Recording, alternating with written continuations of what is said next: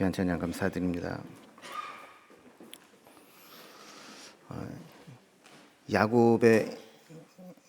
야곱이 반대에도 불구하고 도망을 갔다라는 말에 유명한 사자성어가 있죠. 야반도주. 원래 이 야반도주의 뜻은 남의 눈을 피하여 밤사이에 도망함, 이런 뜻입니다.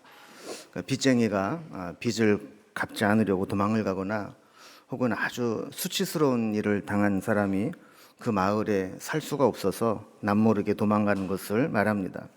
한자로 보면 이 야반이라는 말이 밤야자에다가 반반자를 씁니다. 그러니까 밤이 이렇게 길게 있으면 밤을 반으로 딱 나눈 가장 깊은 밤, 그때 이제 도망을 갔다 하는 말입니다. 우리가 흔히 야밤도주, 야간도주라고 알기도 한데 원래 한자 성어로는 이렇게 야반도주가 맞는 말이죠. 오늘 본문에 보면 이 야곱이 야반도주를 하듯이 라반의 집에서 탈출하듯 떠나가는 장면이 나오게 됩니다. 그런데 그의 삶을 이렇게 보면 그가 그렇게 야반도주를 해야 될 이유가 없어 보여요. 왜냐하면 그는 하란에서 20년 동안 살면서 대가족을 이루게 되었고 또 한 6년 전부터는 외삼촌과 계약을 맺어서 자기 재산도 상당히 많이 불려서 부자가 되어 있었거든요. 그래서 겉으로 볼 때에는 어느 정도 그곳에서 기반을 닦은 것처럼 보였고 또 그곳에서 정착을 하면서 잘 사는 것처럼 보였습니다. 그런데 이렇게 있다가 그는 도저히 만족을 못하고 떠나게 되죠. 31장 41절에 보면 이렇게 그가 있었던 이야기를 합니다. 내가 외삼촌의 집에 있는 이 20년 동안 외삼촌의 두 딸을 위하여 14년, 외삼촌의 양떼를 위하여 6년을 외삼촌에게 봉사하였거니와 외삼촌께서 내 품삯을 10번이나 바꾸셨으며 그랬습니다.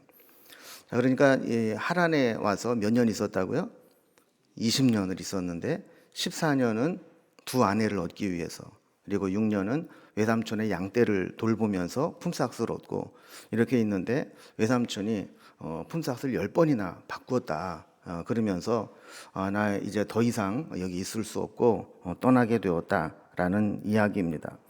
그래서 오늘 제 제목을 영광의 탈출이라고 잡아봤는데 그 이유는 야곱이 라반의 집을 떠나는 것이 단순히 그의 어떤 재산을 지키기 위해서나 또 생존을 위해서나 돈을 더 벌기 위해서 그곳을 떠나는 것이 아니라 그에게는 떠날 수밖에 없는 신앙적인 이유가 있었고 그가 다시 붙잡아야 될 하나님의 약속이 있었기 때문에 그 안정되고 기반이 잡혔던 곳을 떠나게 되었다라고 하는 겁니다.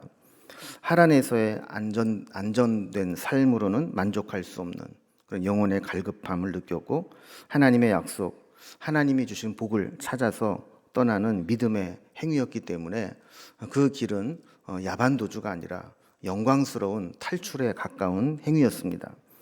야곱은 드디어 그가 결심한 것을 실행에 옮깁니다. 17절과 18절을 보면 야곱이 일어나 자식들과 아내들을 낙타에게 태우고 그 모은 바 그의 가축과 모든 소유물 곧 그가 밧단 아람에서 모은 가축을 이끌고 가나안 땅에 있는 그의 아버지 이삭에게로 가려 할세 그랬습니다. 그러니까 그가 이제 그곳에서 있었던 모든 것들을 정리를 해서 아버지의 집으로 떠나려고 하는 이 계획을 실행에 옮기는 이 대탈주의 역사가 시작되는 겁니다. 20절에 보면 야곱은 그 거취를 아람 사람 라반에게 말하지 아니하고 가만히 떠났더라 그랬습니다. 자, 그 당시에는 이렇게 떠나게 되면 다시 볼 수 있다는 기약이 없어요. 우리가 알다시피 처음에 야곱이 어머니 리브가를 떠나올 때 그는 잠시 피했다가 다시 와서 만날 줄 알았거든요. 그런데 야곱은 그의 어머니 리브가를 다시 만나지 못합니다. 그러니까 어떻게 보면 지금 이렇게 헤어지는 것은 야곱도 잠깐 갔다 오려고 했는데 지금 20년 만에 나오잖아요. 여기에서 만약에 라반을 떠나서 오게 되면 언제 다시 라반을 만날지, 그리고 야곱은 고사하고라도 그의 딸들 라헬과 레아 그리고 외손자들이 언제 라반을 다시 만나게 될지 기약이 없는 이별이거든요. 자, 그렇다면 적어도 인간적인 정으로 생각하면 정식으로 인사라도 하고 석별의 정이라도 나누고 송별회라도 하고 떠나야 맞는데 야곱은 가만히 떠났다는 거예요. 하란에서 아무에게도 말하지 않고 가족들끼리만 얘기를 입을 맞추고 떠나게 되었다라는 겁니다. 자, 오늘 이 말씀을 통해서 우리 몇 가지 좀 주제를 좀 살펴보려고 하는데요. 첫 번째로 우리가 좀 이 본문에서 알게 되는 것은 철저하게 준비하는 야곱의 모습입니다. 모든 일에는 준비가 필요합니다. 근데 야곱은 아주 치밀하고 철저한 사람입니다. 이 즉흥적으로 행동하는 사람이 아닙니다. 우리가 전에 살펴본 30장 43절에 보면 이에 그 사람이 매우 번창하여 양떼와 노비와 낙타와 나귀가 많았더라 그랬습니다. 그럼 목축하는 사람이 나귀와 낙타를 많이 둘 필요가 없습니다. 그런데 이 야곱은 이 낙타와 나귀를 많이 모아둔 겁니다.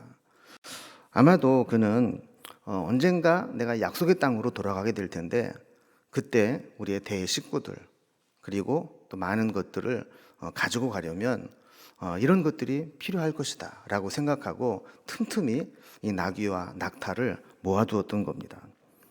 자, 그리고 아내들의 동의가 없이는 떠날 수 없다는 것을 알고 지난번에 살펴본 것처럼 들로 아내들을 불러서 이야기를 해보고 마음을 떠보고 아내들이 동의를 해서 함께 떠나기로 결정을 하게 됩니다. 그 과정에서도 누구도 눈치채지 못하도록 사람이 전혀 없는 그런 양을 치는 들판으로 불러서 몰래 보안을 유지하면서 이야기를 했던 것이죠. 자, 그리고 이 떠나게 되는 이 디데이를 언제로 잡았냐면 라반의 식구가 양털을 깎는 날로 잡았습니다. 19절에 보면 그때 라반이 양털을 깎으러 갔으므로 그랬습니다. 여러분 성경에 보면 이 양털 깎는 날이 가끔 나옵니다. 이 양털 깎는 날은 이 목축하는 사람들에게는 추수하는 날과 같은 겁니다.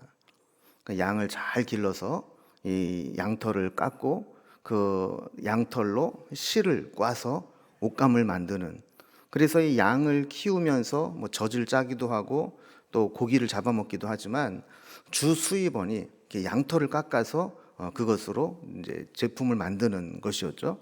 자, 그렇다고 본다면 이 양털을 깎는 날은 아주 축제와 같은 날이고 추수하는 기쁨의 날이고 일손도 많이 필요한 날입니다. 자, 이거를 알았죠, 야곱이. 그래서 라반이 지금 자기네들 양털을 좀 깎는다고 다 모여가지고 난리를 치고 있는데 이때는 아마 사람들이 정신이 없을 거고 일손도 바쁠 거고 또 그날은 뭐 잔치도 벌이고 이런 날이라 나한테 신경을 못 쓸 거다 생각을 하고 그날 출발하는, 도망을 가는 디데이로 잡은 겁니다. 그의 생각은 적중을 했죠. 여기 이제 재밌는 상황이 하나 벌어지는데 22절에 보면 3일 만에 야곱이 도망한 것이 라반에게 들린지라 그랬습니다. 그러니까 야곱이 도망을 간 지 며칠 만에 라반이 알았다고요? 3일 만에. 그럼 이게 빨리 한 걸까요? 늦게 한 걸까요? 무척 빨리 한 겁니다. 그리고 왜냐하면 30장 36절에 보면 이 야곱과 품삯을 계약을 맺은 날 라반이 혹시라도 양이 섞일까 봐 라반의 양떼와 야곱의 양떼를 어떻게 해놨다고 그랬어요? 떨어뜨려 놨어요. 그래서 자기와 야곱의 사이를 사흘길이 뜨게 하였고 그랬어요. 그러니까 떠났다는 소식을 듣고 바로 가서 알려도 3일이 걸리는 거죠. 사흘길이 떨어져 있으니까. 결코 늦게 한 게 아니에요. 근데 이거를 보면 재밌는 게 뭐냐면 라반이 자기 꾀에 자기가 걸려 넘어가는 걸 볼 수 있죠. 서로 가깝게 지냈더라면 금방 알 수 있는데 일부러 사흘길을 떨어뜨려 놓으니까 금방 알아봐야 사흘 동안 가서 소식을 전할 수밖에 없었던 겁니다. 자, 우리가 믿음으로 결단하는데 가장 큰 걸림돌이 되는 것은 정입니다. 우리도 가끔 그런 얘기 하잖아요. 그놈의 정 때문에 이 정을 끊어야 될 때 끊지 못하면 떠나야 될 때 떠나지 못하게 되는 겁니다. 아까도 얼핏 말씀을 드렸지만 이 라반과의 관계는 쉽게 끊을 수 있는 관계가 아닙니다. 미운이 고운이 해도 라반은 야곱에게는 외삼촌이며 장인이죠. 아내인 라헬과 레아에게는 친정 아버지이죠. 그가 낳은 12명의 자녀들에게는 외할아버지죠. 자, 이런 것을 빌미로 해서 만약에 라반이 막 눈물을 막 흘리면서 네가 어떻게 내가 니들을 보내고 사냐? 난 차라리 죽어버리겠다. 막 이러면서 막 정에 호소를 했다면 쉽게 떠나지 못했을 수도 있습니다. 그래서 야곱은 떠나는데 장애가 되지 않도록 철저하게 모든 것들을 준비해 놓고 디데이를 잡아서 떠나게 되는 겁니다. 자, 그런데 두 번째 살펴볼 것은 아무리 우리가 철저히 준비를 해도 어려움이 생길 수 있다라는 겁니다. 여러분, 사람은 아무리 계획을 철저하게 세워놔도 우리의 계획 밖에 있는 변수들이 생길 수 있어요. 이 변수들이 있기 때문에 우리가 계획대로 안 되는 겁니다. 결국 라반의 추격을 받게 되고 붙잡히게 됩니다. 21절에 보면 그가 그의 모든 소유를 이끌고 강을 건너 길르앗 산을 향하여 도망한 지 사흘 만에 그랬어요. 여러분, 야곱이 지금까지 있었던 것을 한번 지도로 한번 우리가 좀 살펴보게 되면 야곱이 지금까지 20년 동안 머물러 있던 곳이 어디라고요? 이 지도의 맨 위에 보면 하란이라는 곳이 있죠. 예, 그곳에서 있었다는 거예요. 자, 그런데 여기에서 아래 가나안 땅으로 오기 위해서는 강을 하나 건너야 됩니다. 그 강이 무슨 강이라고요? 유프라테스 강, 상류입니다. 자, 그리고 많은 식구들을 이끌고 강을 건너는데, 여러분, 이게 뭐 혼자 맨몸으로 강을 건너는 것도 쉽지 않지만 대식구들을 거느리고 거기에 뭐 양떼 이런 것들을 데리고 막 함께 강을 건넌다는 게 결코 쉬운 게 아니에요. 자, 23절에 보면 라반이 그의 형제를 거느리고 7일 길을 쫓아가 길르앗 산에서 그에게 이르렀더니 그랬습니다. 여러분, 야곱이 집을 떠났다는 소리를 며칠 만에 들었다고 그랬어요? 3일 만에. 그리고 그 소리를 듣고 7일 길을 쫓아갔다. 그러니까 며칠이 걸린 거예요, 총? 최소 열흘이 걸린 거죠. 열흘 만에 야곱은 라반에게 추격에 잡히게 되었다라는 겁니다. 자, 다시 지도를 보면 그 열흘 사이에 가능할까 싶을 정도로 참 멀리 와 있습니다. 그러니까 하란에서 유프라데스 강을 건너서 지금 밑에 보면 길르앗 라못 길르앗이라고 되어 있는 데 있죠. 이 길르앗까지 왔다는 거예요, 지금. 그러니까 이게 지금 도망 온 야곱도 아주 죽어라고 도망을 온 거고, 라반도 그 3일 이상 나는 격차를 추격을 해서 이렇게 왔다는 얘기는 길을 쓰고 좀 쫓아왔다라는 것이죠. 자, 이제 야곱이 길르앗 산지에서 진을 치고 있었고, 여기에서 이제 야복강을 건너면 이제 바로 이제 가나안 땅의 본지에 이르게 됩니다. 지도를 좀 하나 더 보면 이 길르앗 산지라고 있죠. 지금 여기까지 와서 야곱도 진을 쳤고 또 라반도 그 산지에 와서 야곱이 진친 곳을 보고 거기 진을 쳤어요. 그리고 이제 야곱에게는 이제 이 야복강만 건너가면 이제 더 이상 못 쫓아올 거다, 이런 이제 생각을 했던 것이죠. 그런데 이 야복강만 건너면 된다고 하는 바로 그 시점에 라반이 자기 턱밑까지 지금 쫓아와서 만약에 그 다음 날이 되면 이 라반에게 붙잡히게 되는 그런 상황이 된 거죠. 25절에 장막을 쳤다라고 하는 것은 단순히 먼 여행을 하면서 야영을 했다라는 의미가 아니라 전쟁을 위해서 진을 쳤다라는 의미를 가지고 있습니다. 그러니까 라반은 아주 이 야곱을 붙잡으려고 거의 무장을 하고 전쟁을 일으킬 정도로 준비를 해왔다라는 것이죠. 자, 그런데 이때 하나님이 개입하십니다. 그래서 우리 그 다음 좀 생각해 볼 것은 위기의 상황에 하나님이 개입하신다라는 겁니다. 아까도 말씀드린 것처럼 라반은 야곱의 장막을 친 길르앗 산지에 같이 장막을 쳤죠. 25절에 보면 그 상황을 이렇게 설명합니다. 라반이 야곱을 뒤쫓아 이르렀으니 야곱이 그 산에 장막을 친지라. 라반이 그 형제와 더불어 길르앗산에 장막을 치고 그랬습니다. 만약에 그때 라반이 장막을 안 치고 이 야곱의 장막을 그냥 바로 쳤다면 야곱은 꼼짝없이 당할 수밖에 없었습니다.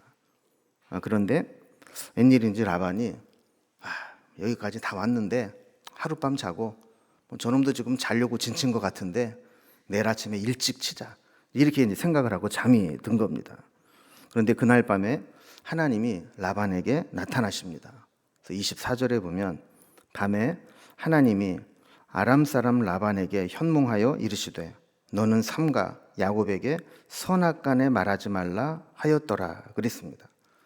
하나님이 꿈에 라반에게 나타나셔서 명령을 내리는데 선악간에 야곱에게 아무 말도 하지 마라. 근데 여러분, 여기에 선악간에 말하지 말라고 한 것은 단순히 잘잘못을 따지지 말라는 뜻이 아닙니다. 야곱에게 어떠한 위해가 되는 행위도 하지 말라는 얘기입니다. 그리고 현몽하여 이르렀다라고 하는 것은 하나님이 뭐 산신령처럼 꿈에 봉 하고 나타나서 점잖게 타일렀다는 얘기가 아니에요. 아주 꿈속에서 반은 죽도록, 아주 초죽음이 되도록 그렇게 시달렸다라는 거예요.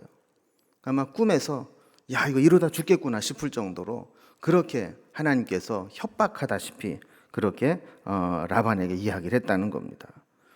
자, 그러면서 라반이 꿈 얘기를 하면서 이런 이야기를 합니다. 29절에 보면 너를 해할 만한 능력이 내 손에 있으나 너희 아버지의 하나님이 어젯밤에 내게 말씀하시기를 너는 삼가 야곱에게 선악간에 말하지 말라 하셨느니라 그랬습니다. 여기 보면요, 너를 해할 만한 능력이 내 손에 있으나, 이 얘기는 거꾸로 말하면 라반이 지금 어떤 심정으로 왔다는 거예요?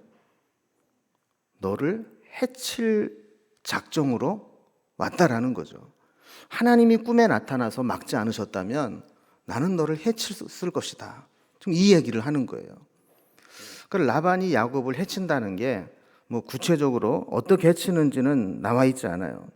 뭐 아마도 다시 야곱을 도둑놈으로 엮어서 종으로 삼아서 끌고 가려고 했든지, 아니면 아주 묵사발을 내고 손을 좀 봐준 다음에 야곱에 가져갔던 재산들을 빼앗아 오든지, 뭐 어쨌든 이런 정도의 해를 끼치려고 아마 했을 거예요. 설마 사위인데 뭐 죽이기야 했겠어요? 어쨌든 이 라반은 화가 단단히 나서 야곱 이놈의 자식 잡히기만 하면 내가 아주 경을 칠 거야, 뭐 이러면서 이제 왔다는 겁니다. 자, 그런데 만약에 하나님이 라반에게 이렇게 꿈에 나타나서 말씀하지 않았더라면 이 야곱은 정말 큰일 날 뻔했던 거죠. 그런데 그날 밤에 하나님이 꿈에 나타나 개입하셨다는 거예요. 여러분, 이게 은혜입니다. 때로 우리가 우리의 힘으로는 도저히 감당할 수 없는 또 문제에 봉착하게 되었을 때 하나님이 아주 신기하게 개입을 하셔서 그 위기에서 모면하게 하신다라는 겁니다. 자, 그런데 여기에서 끝나지 않습니다. 그 다음 장면을 보면 예상치 못한 위기가 또 닥쳐오는 것을 보게 됩니다.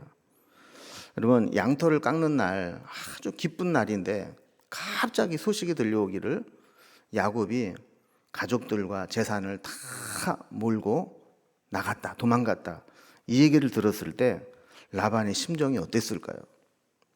그리고 머리가 잘 돌아가는 라반이 어떤 생각을 했을까요? 아마 그는 얼른 자기 집으로 돌아와서 저놈이 나갈 때 내 거 중에 뭐 챙겨간 게 없나, 이거를 다 살펴본 겁니다. 근데 다행히도 가져간 게 있어요, 없어요? 없어요. 그런데 딱 하나 없어진 게 있어요. 이게 뭐냐면 드라빔이 없어진 겁니다. 그래서 야곱을 추격해서 붙잡은 라반이 유일하게 찾는 게 뭐냐면 이 드라빔이었어요.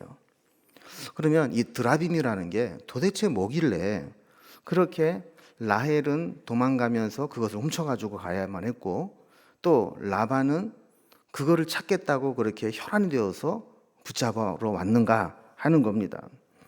이 드라빔에 대해서 몇 가지 해석이 있는데 가장 일반적인 해석은 이 가정 수호신이었다라는 거예요. 집집에 자기 가정을 지켜준다고 믿는 그런 신이었다라는 거죠. 그런데 이 드라빔이라는 이 말 자체에 이 치유의 능력이 있다고 믿었다라는 겁니다. 그래서 여러분 영어로 치유를 말하는 게 뭐예요? 무슨 테라피 얘기하잖아요. 이 테라피가 이 드라빔에서 나왔다라는 겁니다. 그러니까 이제 집집에 이런 게 드라빔을 하나씩 갖다 놓고 옛날에 약도 없고 또 병이 생기고 그러면 그 신에게 빌기도 하고 그 우리를 지켜주는 신이다 이렇게 믿고 의지했던 신이 바로 드라빔이었다라는 겁니다. 또 그 당시에는 이렇게 어떤 신의 뜻이 무엇일까를 이렇게 늘 이제 찾는데 그걸 우리가 알 수가 없잖아요. 자, 그럴 때 점을 치는데 도구로 썼던 것이 바로 드라빔이었다 이렇게 해석을 하기도 합니다. 자, 그리고 더 중요한 이 드라빔의 의미, 여기에서 훔쳐갔던 이 원인이 되는 것이 뭐냐면 이 드라빔이 가정의 수호신이라고 그랬잖아요. 그러니까 누가 이 드라빔을 가지고 있느냐가 재산 상속과 또 그 가문의 주도권을 쥐는 중요한 단서가 되었다라는 겁니다.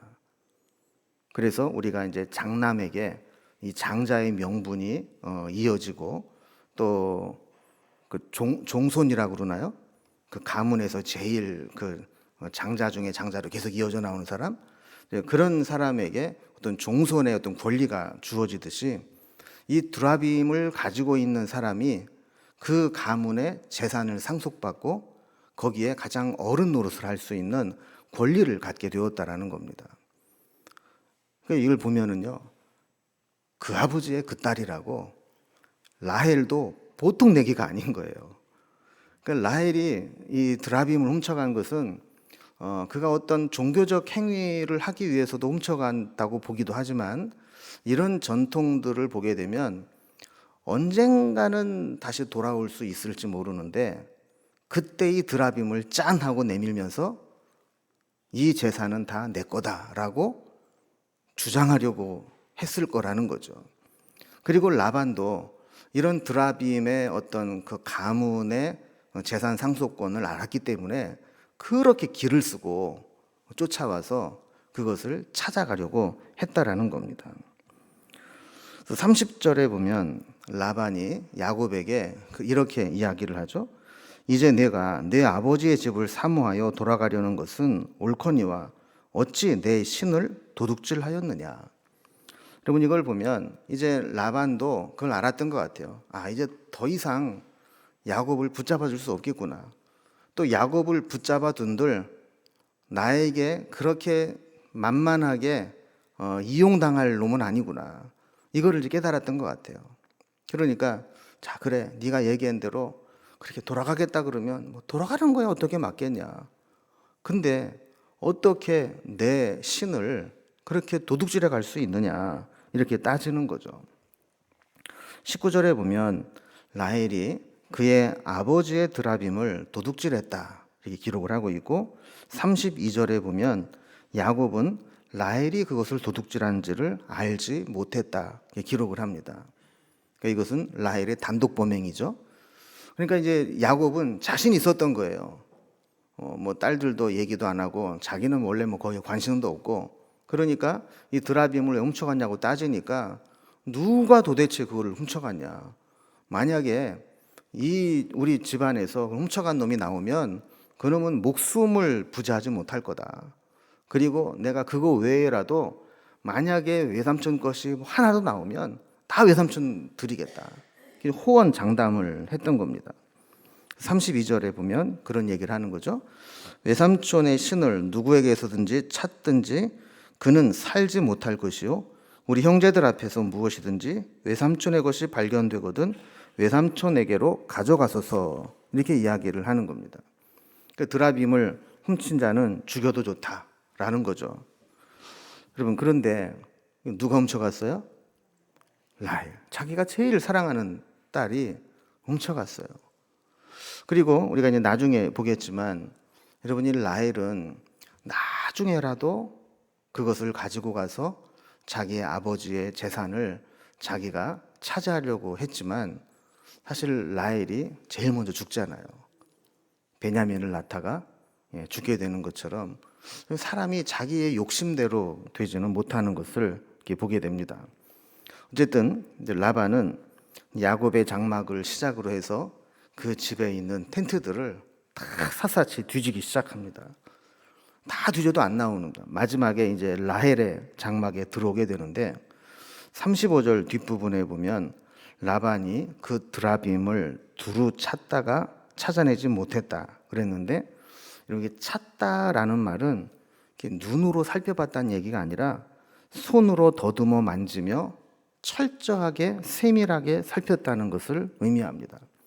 이 단어가 어디에 똑같이 나오느냐 하면, 여러분 이삭이 축복 기도를 할 때 그 기도를 받으면서 야곱이 자기 아버지 이삭을 속이잖아요. 그런데 형 에서는 털이 많고 자기는 털이 없는 미끈미끈하니까 이 털이 있어야 될 만한 자리에 어떻게 했다 그랬습니까? 어린 양의 양털을 감았다고 그랬어요. 그러니까 이삭이 분명 이상한 거예요. 목소리는 야곱인데 만져보면 털이 부숭부숭 나 있단 말이죠. 그래서 이삭이 손으로 이렇게 더듬으면서 이 이삭인지 아니 야곱인지 에서인지를 확인했을 때 그 단어와 여기에 라반이 찾았다라는 단어가 똑같은 단어를 쓰고 있는 거예요. 그러니까 단지 이렇게 눈으로 이렇게 구석구석 살폈다가 아니라 손으로 막 더듬으면서 찾듯이 그렇게 찾았다라는 것이죠. 자, 그런데 뭐 뛰는 놈 위에 나는 놈이 있다고 그렇게 해봐야 라헬이 아버지를 속여 먹습니다. 그래서 어떻게 했어요?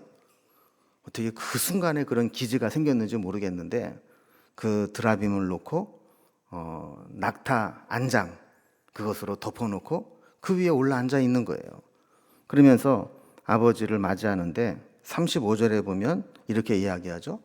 마침 생리가 있어 일어나서 영접할 수 없사오니 내 주는 노하지 마옵소서. 그러니까 당연히 앉아 있다가도 아버지가 들어오시면 일어나서 인사를 하고 맞아야 되는데 자기가 지금 생리 중이라 지금 하혈을 하고 그런 입장이라 지금 이렇게 쭈그리고 앉아 있을 수밖에 없으니까 이제 이해를 해달라 하는 겁니다.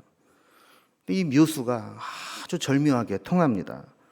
아무리 아버지라고 해도 생리 중인 딸의 속옷까지 들춰볼 수는 없는 거 아니에요. 그러니까 이 라반이 다른 데를 다 뒤져보다가 거기만 못 뒤지고 나갔는데 거기에 이 드라빔을 숨겨두고 있었던 겁니다. 이걸 보면 참 재밌죠. 천하의 사기꾼인 라반이 누구한테 또 사기를 당해요? 자기 딸한테 사기를 당해요. 이 야곱의 이 스토리를 보면 얼마나 재밌는지 몰라요. 막 속고 속이고, 이거 뭐 드라마로 만들어도 이게 그 요즘에 이해하는 부부의 세계 이상으로 아주 재밌는 그런 드라마가 될 법한 그런 이야기들이죠. 어쨌든 이 야곱의 호언장담으로 인해 가장 사랑하는 아내였던 라헬을 잃을 뻔했지만 어쨌든 위기를 이겨내고 맙니다. 자, 그리고 그 다음에 보면 이 야곱과 라반 사이에 논쟁 비슷한 이야기가 나오는데 그 이야기를 보면 서로 생각하는 게 너무 다르다. 자기 입장에서 이야기하는 게 사람의 본성이지만 서로 생각하는 게 너무 다르다라는 것을 보게 됩니다. 자, 라반이 야곱을 추격해서 잡게 되죠. 둘 사이에 이제 설전이 오가게 되는데 이제 그들 간의 대화가 나오는 겁니다. 26절에 보면 라반이 야곱에게 이르되 내가 나를 속이고 내 딸들을 칼에 사로잡힌 자 같이 끌고 갔으니 어찌 이같이 하였느냐 그랬어요. 여러분, 이 말이 맞는 말이에요? 틀린 말이에요? 틀린 말이죠. 근데 라반이 볼 때는 날강도 같은 거죠. 그래서 어찌 네가 나를 속이고 그랬는데, 여러분 사실 지금까지 야곱이 라반을 속인 게 없어요. 야곱은 아버지 속이고 형 속였지 라반에게는 철저하게 속고 살았어요. 그런데도 라반은 뭐라고 생각하냐면 나를 속였다는 거예요. 그리고 내 딸들을 칼에 사로잡힌 자 같이 끌고 갔다. 칼로 위협을 해서 억지로 좀 끌고 갔다라는 거예요. 근데 여러분 이 말이 맞습니까? 틀립니까? 틀리죠. 우리가 지난 시간에 살펴본 것처럼 이 야곱이 들로 아내들을 불러서 내가 떠나야 되겠다. 당신 아버지가 나를 이렇게 속이고 내가 이렇게 가정을 이루는데도 불구하고 당신 아버지 밑에 있다가는 내가 언제 우리 가문을 세우겠느냐. 그러니까 이 라헬과 레아가 어떻게 당신 그런 얘기를 할 수 있느냐고 막 말린 게 아니라 잘 생각했다고. 가만히 생각해 보니까 우리도 아버지한테 여태까지 평생 당하고 살았다고. 당신 뜻대로 하라고. 그리고 동의를 해서 지금 나오게 된 거거든요. 그러니까 라반은 사실 사위에게도 속였고 딸들에게도 속였고 딸들도 아버지에 대한 신뢰가 없는 거예요. 차라리 아버지 밑에 사느니 아버지 떠나서 남편하고 같이 가는 게 낫겠다. 이렇게 마음을 먹을 정도로 속으며 살아왔던 거죠. 자, 그런데도 불구하고 이 라반은 오히려 야곱이 자기를 속이고 딸들을 협박해가지고 같이 끌고 나온 것이라고 이야기를 합니다. 또 27절에 보면 내가 즐거움과 노래와 북과 수금으로 너를 보내겠거늘 어찌하여 내가 나를 속이고 가만히 도망하고 내게 알리지 아니하였으며 그랬습니다. 여러분 이 말도 사실일까요? 거짓일까요? 거짓이죠.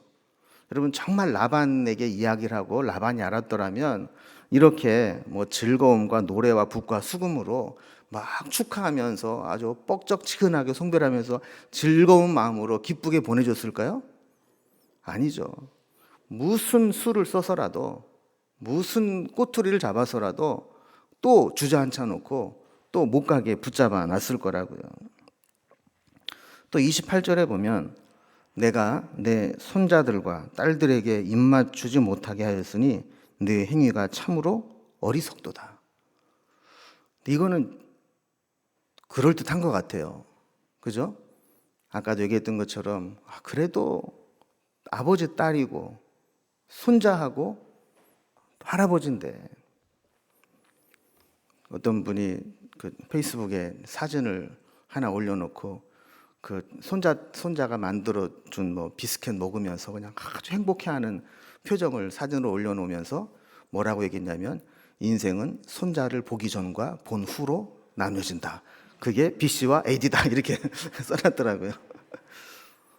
여러분 손주들을 얼마나 귀여워요. 그러니까 이 라반의 입장에서 보면 그 이제 헤어지면 또 볼 수 있을지 없을지도 모르는데 인사라도 하고 가게 해야 맞는 거 아니냐. 너도 새끼 낳아서 키우고 애비가 돼서 그 마음을 알 텐데 어떻게 그런 기회마저 없이 그렇게 몰래 갈 수가 있느냐 하는 겁니다. 자, 이렇게 라반이 당당하게 야곱에게 이야기하는 것을 보면 라반은 야곱을 생각할 때 영원한 자기의 종으로 생각했던 것 같아요. 모습 하나 잘 들어와서 저는 평생 뺏겨 먹으면 되겠다 이렇게 생각을 했던 것 같아요. 그런데 야곱이 지금까지 말없이 당해주고 양보하고 살았는데 라반이 한 가지 착각한 게 있어요. 야곱이 그랬다 할지라도 야곱이 생각이 없어서나 계산을 못하는 바보이기 때문에 그렇게 참고 있었던 것은 아니라는 거죠. 그의 마음속에는 누구도 알지 못하는 끓는 무엇인가가 있었습니다. 그것은 재물에 대한 욕심도 아니고 세상에 대한 성공도 아니었습니다. 그것은 하나님의 약속, 축복의 약속이 그의 마음속에 늘 꿈틀거리고 있었던 겁니다. 20년 동안 라반의 현실이라는 속에서 그 꿈을 어쩔 수 없이 접어두고 살아왔지만 그의 마음속에는 언젠가는 내가 하나님의 약속의 땅으로 돌아가야 된다.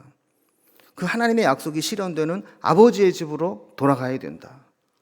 하나님께서 나에게 주신 그 하나님의 그 축복, 나는 그 축복을 받으며 사는 사람이지, 여기에서 양떼를 많이 불려서 세상적인 물질을 많이 얻는 게 내 인생의 목표가 아니다. 이것을 그 마음속에는 늘 가지고 있었다라는 겁니다.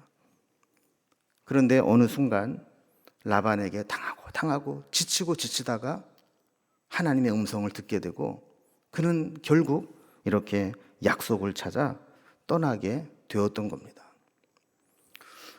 또한 이 야곱은 처음 아버지 집을 떠나서 형 에서를 피해서 도망을 가다가 베델에서 하나님을 만나는 사건을 경험하게 됩니다.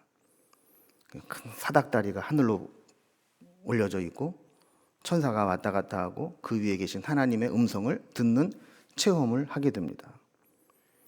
여러분, 우리에게 이런 은혜의 체험, 하나님의 음성이 들려졌던 체험은 너무너무 중요합니다.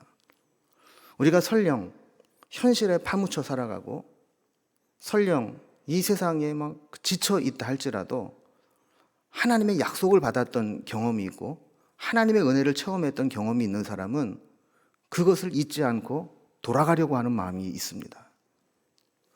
야곱이 아까 말씀드린 것처럼 야반도주가 아니라 영광의 탈출이 될 수 있었던 것은 바로 그가 마음속에 품고 있던 하나님의 약속, 그 하나님의 축복에 대한 사모함, 이것을 얻기 위해 떠난 것이기 때문이었습니다. 우리는 오늘 이 말씀을 생각해 보면서 지금 우리 마음속에는 무엇이 끓고 있는가? 무엇이 나를 흥분하게 만들고 내 인생을 이끌어가고 있는가? 이거를 돌아볼 필요가 있습니다. 그저 하란에서 어떻게 이 외삼촌하고 잘 딜을 하고, 우리 다음 시간에 살펴보겠지만 야곱이 정말 열심히 살았어요. 열심히 막 살면서 그냥 재산을 불리고 이 세상의 것들을 더 얻는데 내 인생의 목표를 두고 살아가고 있는지, 아니면 내 마음 한구석에는 끊임없이 하나님께서 나를 복주시고 하나님이 나와 함께 하시고 하나님이 나를 부르시는 그 자리를 향해서 내가 언젠가는 달려가야 된다, 내가 언젠가는 하나님 앞에 그렇게 쓰임받아야 된다, 그런 열망을 가지고 살아가고 있는지, 이것을 돌아볼 수 있기 바랍니다. 그래서 기회가 될 때 야곱과 같이 다시 믿음의 여정을 시작하고 다시 약속을 향해 달려가는 우리의 삶의 터닝 포인트가 늘 이루어질 수 있기를 주님의 이름으로 기원합니다. 기도하겠습니다. 하나님